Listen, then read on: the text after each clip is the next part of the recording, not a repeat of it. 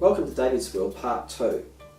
Thank you for joining me last week for having a look at my collages. It was really great to get so many wonderful thoughts and feedback.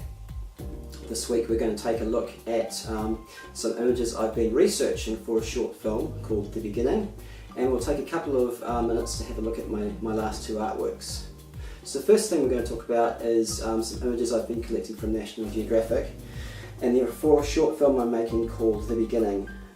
Now, The Beginning is about a man who goes missing, and he basically he runs away from his family, and this could be a shot of him running away from home. It's a dark alleyway, so it's quite suggestive.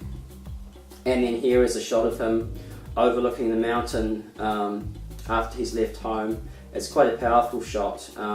He's up quite high, so there's the suggestion that a new horizon, a new country, a new world of possibilities is waiting for him as he contemplates everything on the mountain. The next shot is, this was an interesting shot I took of someone researching something on a computer, and it could be like a police officer or a private investigator who is like trying to pinpoint him, so it's a little bit of a mystery trying to find him. This here, it could be a shot of the man as a younger man, maybe playing pool with his best friend in happier times. And this other shot here, this could be like a nice little flashback to when he was with his wife and family. And I've actually, fleshed out a scene, a new scene based on this still that hints at his mundane family life and the fact that he's caught in a sort of a very mundane nuclear family type situation where his wife only cares about power bills and he wants to escape and go and live in the country.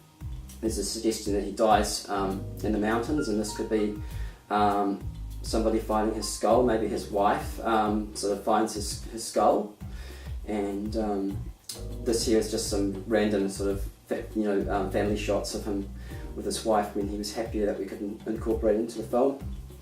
This could be a shot of his wife, missing him and wondering what's happened to him. And this last shot could be, after he dies, we sort of have a drone shot going over the mountains. And so, although he's dead and we don't know how he died, there is a new sense of a new land for him, a new beginning for him, if you will, and sort of using nature to kind of hint at that there's more to life than just mortgages and living in an office.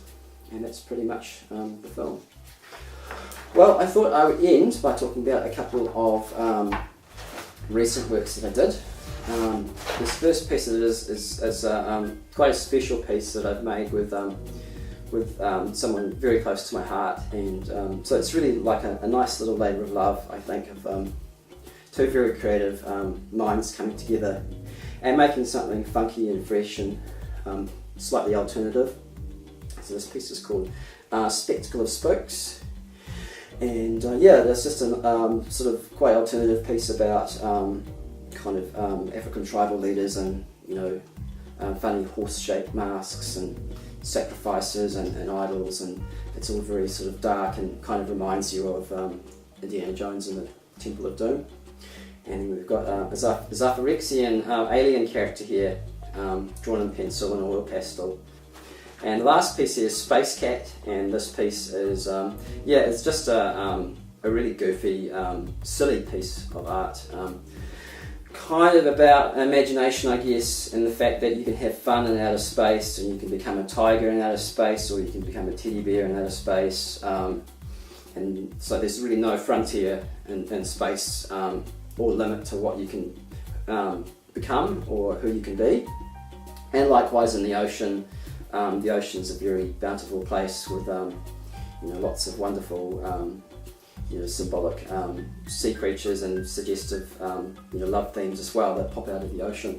Well, that's pretty much everything we've got time for today, but please join me for part 3 of David's World next week when I show you some location stills from In the Beginning. I'll be doing lots of research. I will be taking photographs of bones, of old houses and valleys and mountains, and hopefully I'll have some good images to show you, so it's really a pleasure to talk more about the film as it develops. So stay tuned for that, and join me on David Mora on YouTube.